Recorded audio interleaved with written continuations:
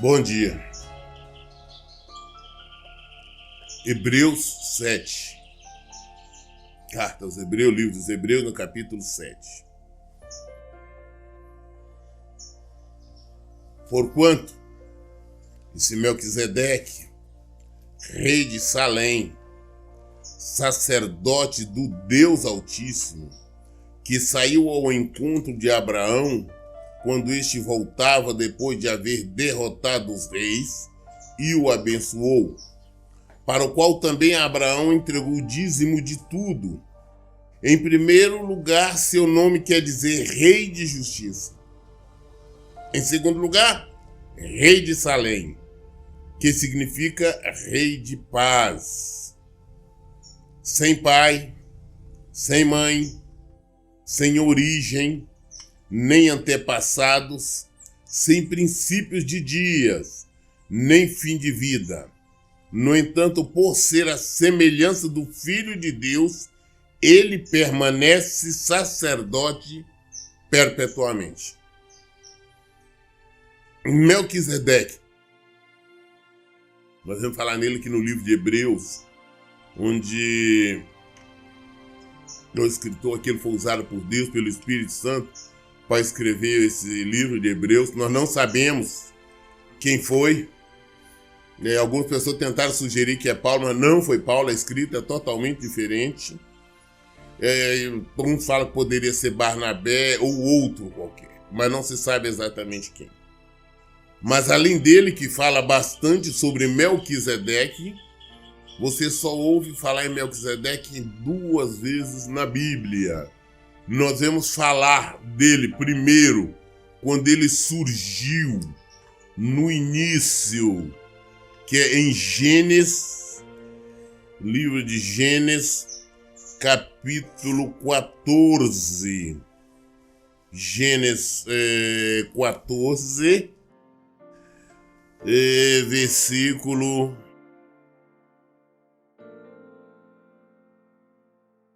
18, que diz assim, é a primeira vez que nós vamos falar. E então Melquisedeque, rei de Salém e sacerdote do Deus Altíssimo, trouxe pão e vinho e abençoou Abraão, dizendo: bendito seja Abraão pelo Deus Altíssimo, que criou os céus e a terra. Seja louvado Deus Altíssimo, que entregou os teus inimigos nas tuas mãos. Então Abraão lhe entregou o dízimo de tudo. Abraão tinha ido atrás dos adversários que tinham levado, sequestrado seu sobrinho Ló com tudo. Ele foi, resgatou o sobrinho com tudo e ainda trouxe grande despojo. Ele deu o dízimo, devolveu o dízimo. Não sabemos de onde, simplesmente surgiu este sacerdote de Deus Altíssimo, para receber os dízimos. Então você vê falar a primeira vez no surgimento dele, aqui em Gênesis, e depois a única vez que nós voltamos a falar sobre Melquisedeque, é só uma rápida, falando dele no livro de Salmos 110. Salmos 110, versículo 4. Diz assim: o Senhor jurou e não se arrependerá. Tu és sacerdote para sempre, segundo a ordem de Melquisedeque, referindo-se a Jesus Cristo. Então, sacerdote para sempre. Então, vamos entender bem quem é Melquisedeque. Era rei de Salém, sacerdote de Deus. A palavra deixa claro que ele era um sacerdote de Deus. Não era outro. Era alguém que estava a serviço de Deus. O sacerdote está a serviço do Senhor. do Deus Altíssimo. Ele saiu ao encontro de Abraão quando eles voltavam, depois de haver derrotado os reis e o abençoou. Ele foi, ou seja, por ordem de quem? Por ordem de Deus. Não foi de ninguém, não. Ele foi ao encontro do sacerdote, foi ao encontro quando Abraão estava vindo, ele apresentou pão e vinho ali e abençoou. Ele abençoou Abraão. Nós vamos fazer mais detalhe aqui na continuação.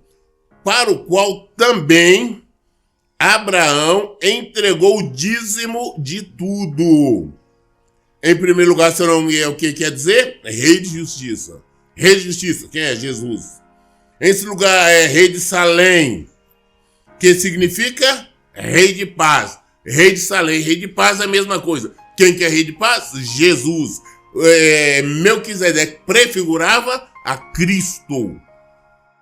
Muito bem. Quem é ele? Vamos falar em termos humanos. Versículo 3. Sem pai, sem mãe, sem origem, nem antepassados, sem princípio de dias, nem fim de vida. No entanto, por ser a semelhança do Filho de Deus, ele permanece sacerdote perpetuamente. Qual tribo que era Melquisedeque? Ninguém sabe. Não tinha uma tribo. Todas as pessoas da Bíblia, você vê falando que era filho de fulano, da tribo tal, filho de fulano, neto de fulano, por aí afora. Entretanto, Melquisedeque não se sabe de onde ele era. Não sabemos a sua origem. Falando tribo assim de uma forma aleatória, porque também não existia as tribos, as 12 tribos, que todos foram descendentes de Abraão. Não sabemos a origem deste. Não sabemos quem é o pai, quem é a mãe. Veja que desde o início, todas as pessoas que na Bíblia você encontra a descendência. De Melquisedeque, não. Quando ele nasceu, quando ele morreu, ele era casado, ele tinha filhos. Onde ele vivia? Quem era? Nada. Nada. Ele foi somente um sacerdote enviado por Deus naquele momento para quê? Para abençoar Abraão e para receber os dízimos. As pessoas gostam muito de falar, não, o dízimo é da antiga lei, não. O dízimo é anterior à lei. Porque nessa época não existia lei, nem sequer pensava e imaginava em existir Moisés. Nem sequer. Isso é mais de 600 anos antes de vir Moisés. Então o que aconteceu? Ele veio, Deus enviou, era o sacerdote do Deus Altíssimo. Um homem de Deus, um homem a serviço do reino de Deus. Veio para receber os dízimos. Ele é um sacerdote perpétuo. Versículo 4. Considerai, portanto, como era grande esse homem, a quem até mesmo o patriarca Abraão entregou todo o dízimo dos despojos. Nós entregamos o dízimo àquela pessoa superiormente, espiritualmente superior a nós. Mas entenda uma coisa, Abraão era o pai da promessa, é o filho da promessa. Foi através dele, quando eu falo filho da promessa, exatamente porque Deus foi através dele que veio Isaac, Jacó e todo mundo. Deus tinha dado uma promessa para ele. Ele, pela fé, aceitou, acreditou e fez o que Deus tinha mandado. Pela fé. Por isso que ele é chamado pai da fé. Pela fé, Deus mandou ele sair do meio dos seus parentes, da sua terra, para ir para uma terra que ele não sabia onde era, não conhecia. Deus falou, vou te mostrar ainda. Ele foi. Fé. Deus falou que mesmo velho, ele seria pai de um filho entre ele e a esposa dele, a Sara, na época Sarai. Ele pela fé, ele acreditou. Ele pela fé. Deus falou, olha, traga o seu filho Isaque para ser sacrificado. Ele pegou a faca, ele já ia esfaquear, matar o filho dele. Por que ele ia fazer isso? Porque ele tinha fé, ele acreditava no Senhor, ele tinha fé no Senhor, que mesmo que ele matasse, queimasse o seu filho, Deus era poderoso para fazer renascer da cinza. Por que Deus faria isso? Porque Deus tinha prometido, falou que a sua herança seria através do Isaque. Então ele tinha promessa. Ela se cumpriu. Esse é o pai da fé.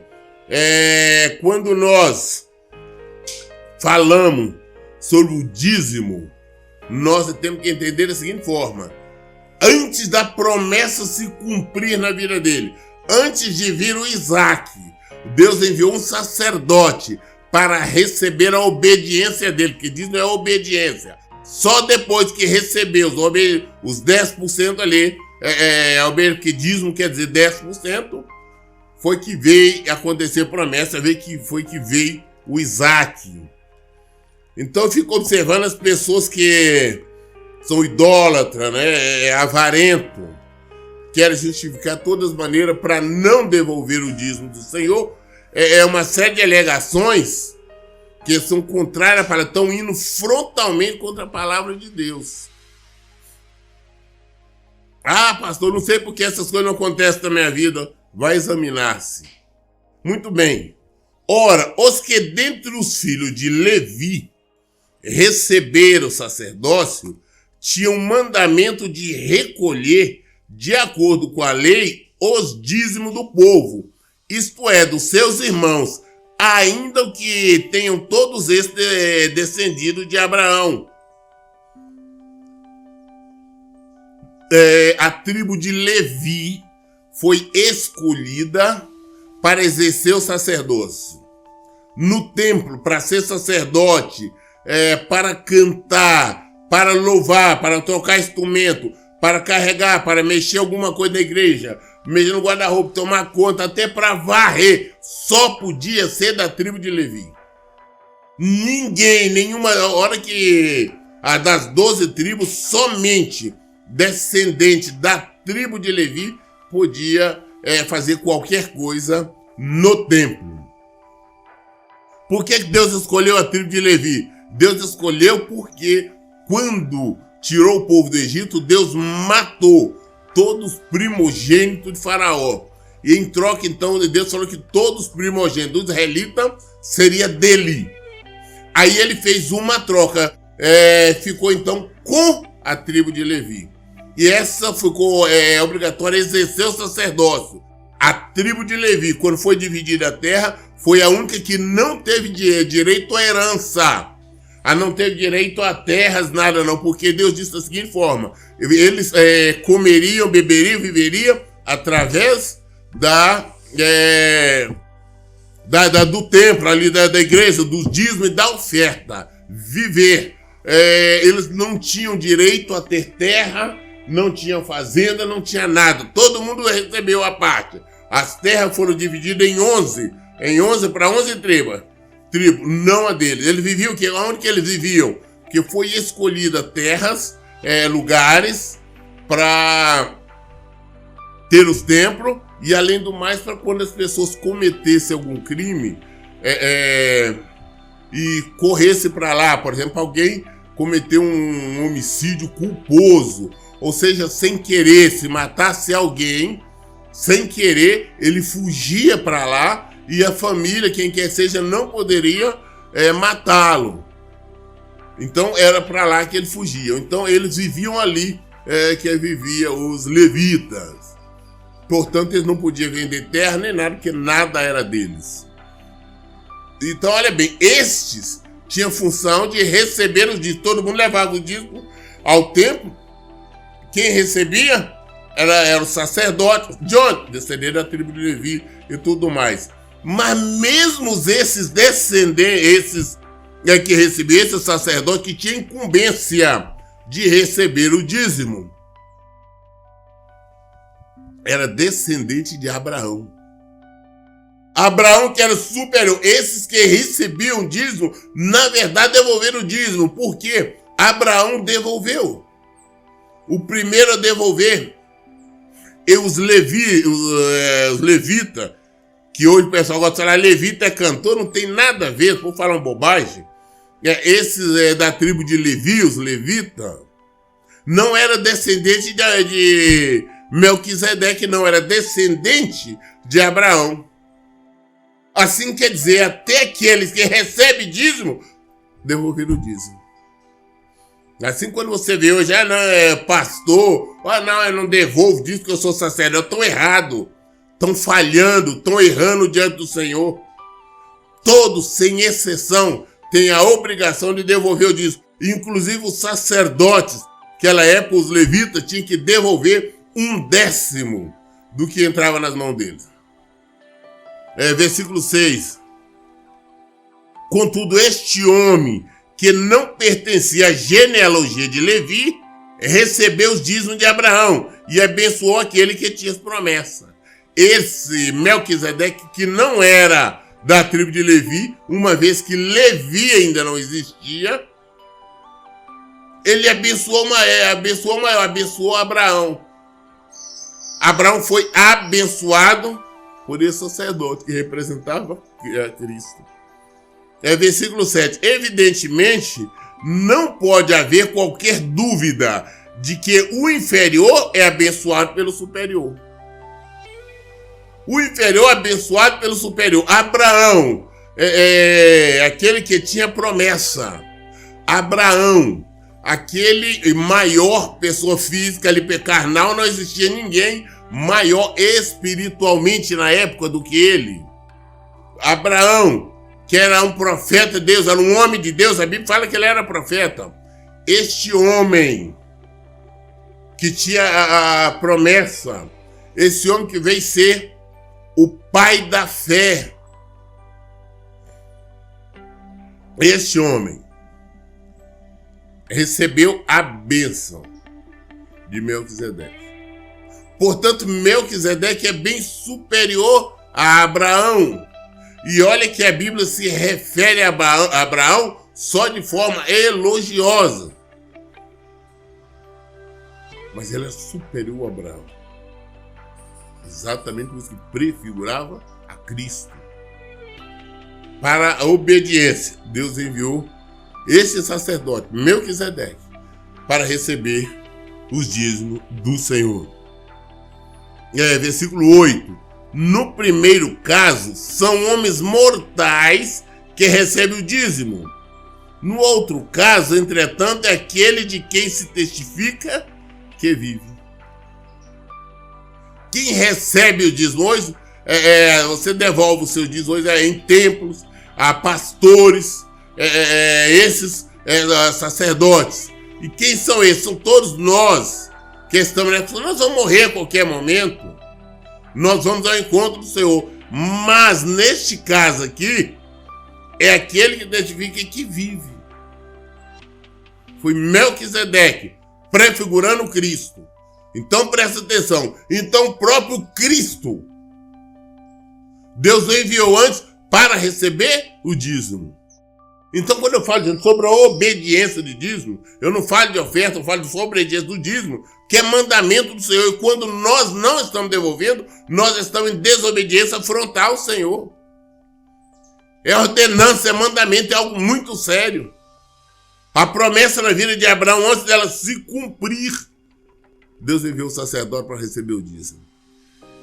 Versículo 9. E por assim dizer, pode-se entender que Levi, que recebe os dízimos, entregou-os por meio de Abraão. Pois quando Melquisedeque se encontrou com Abraão, Levi ainda não havia sido gerado por seu pai. Levi nós sabemos que foi um dos filhos de Jacó. Não existia Levi na época.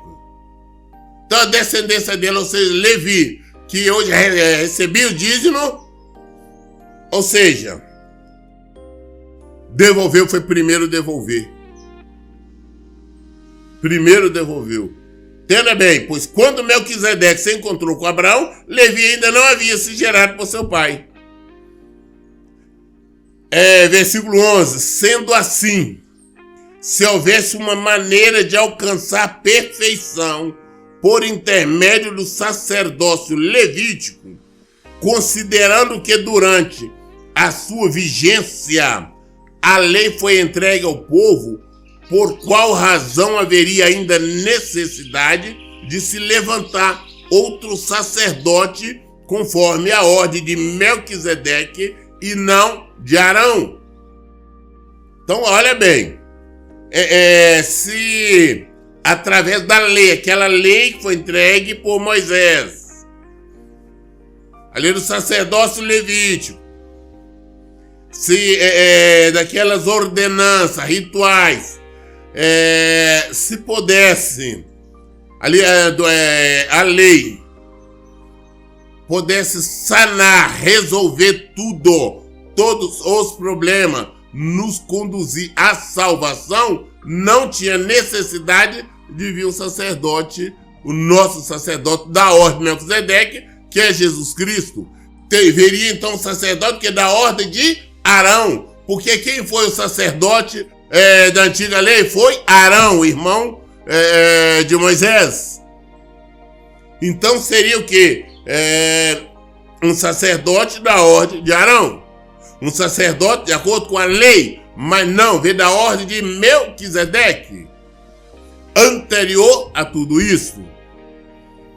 Versículo 2: pois mudando o sacerdócio, obrigatoriamente ocorre também a mudança da lei.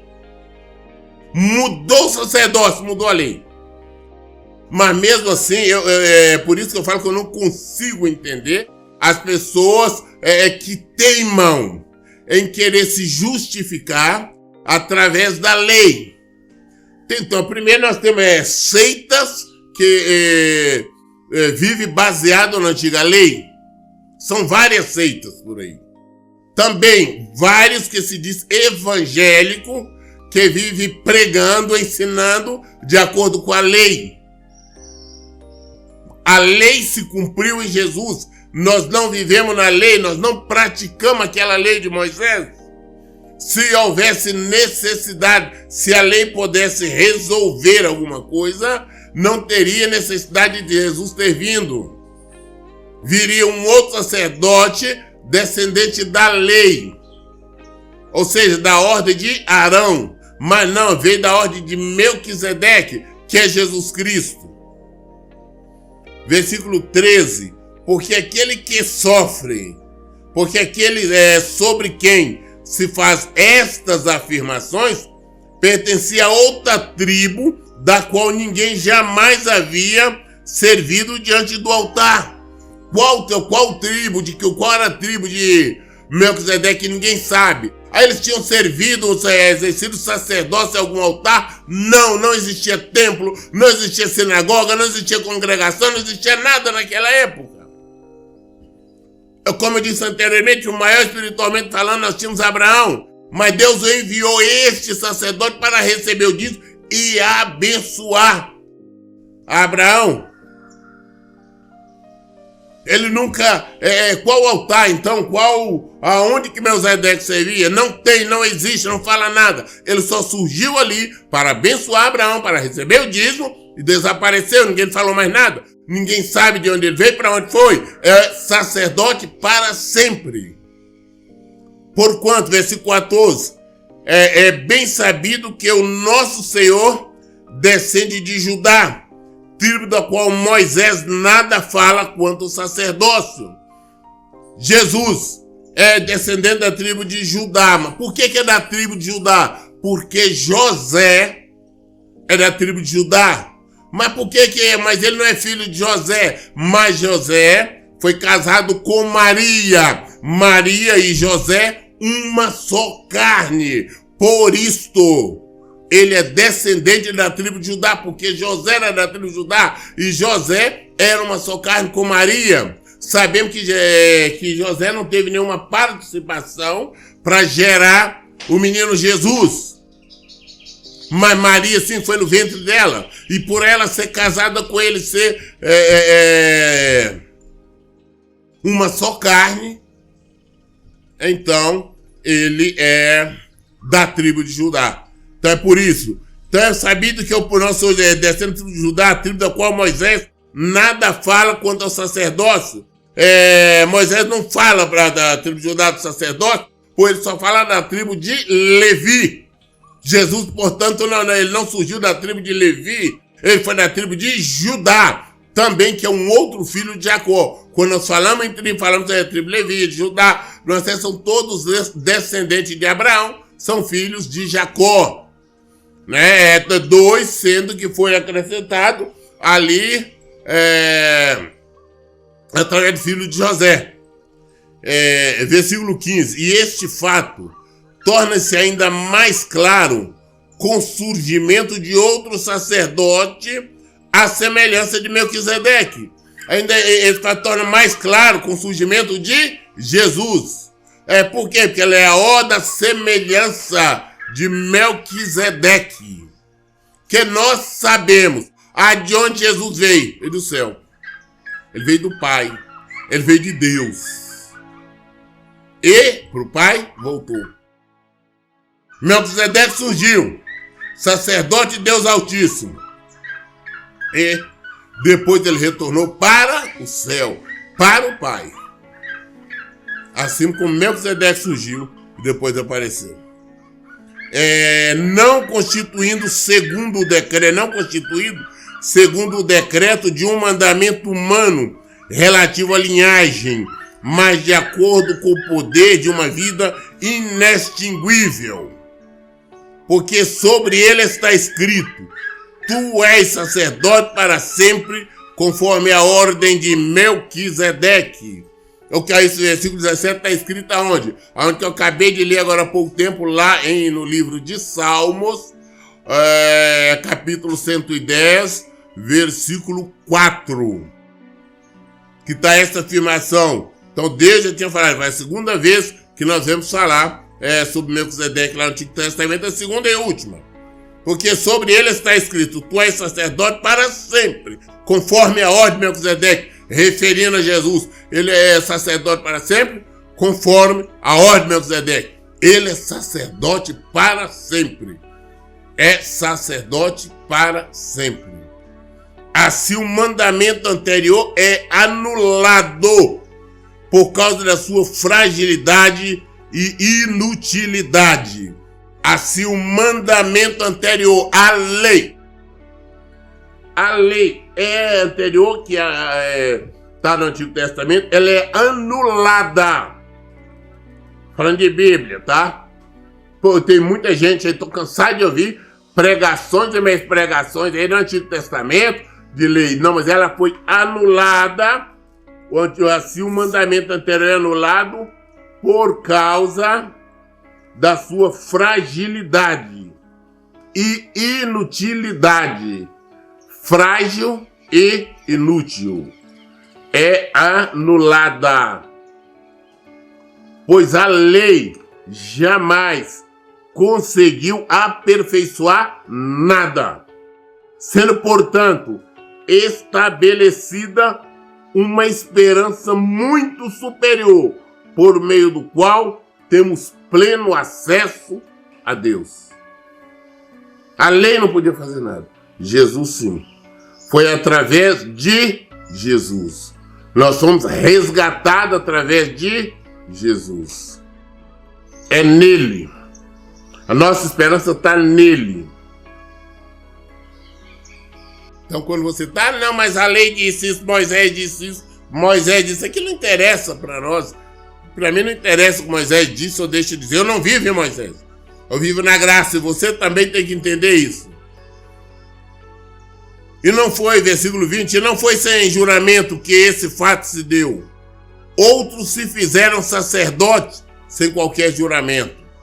No entanto, ele se tornou sacerdote com juramento. No momento em que Deus o declarou: o Senhor jurou e não se arrependerá. Tu és sacerdote para sempre. Arão, outro sacerdote, tudo bem. Mas Jesus, Deus falou: não, tu és sacerdote para sempre. Isso é o juramento de Deus. O Senhor jurou. É juramento do Senhor.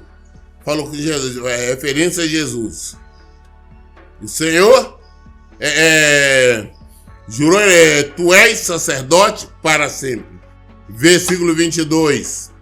Jesus transformou-se, por essa razão, na garantia de uma aliança superior.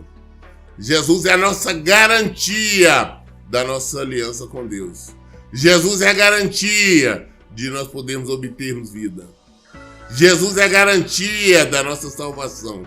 Tudo é Jesus. Versículo 23. Por isso aquele sacerdote tem surgido em maior número, pois são impedidos pela morte de continuar o ministério. Contudo, considerando que vive para sempre, Jesus tem um sacerdócio perene. Todos os sacerdotes morreram. A tribo de Levi morreu todo mundo. Todos nós morremos, mas somos sacerdotes? Sim, morremos. Somos pedidos, mas Jesus não. Sacerdote para sempre. Cadê Arão? Cadê Moisés? Cadê qualquer outro? Todos morreram. Jesus vive para sempre. Este é o nosso sacerdócio eterno. Eu li hoje o livro de Hebreus, capítulo 7 até o versículo 24. Toda dúvida nós esclarecemos na Bíblia. Por isso eu falo, leia e pratique a Bíblia. Que Deus abençoe. Tenha um bom dia.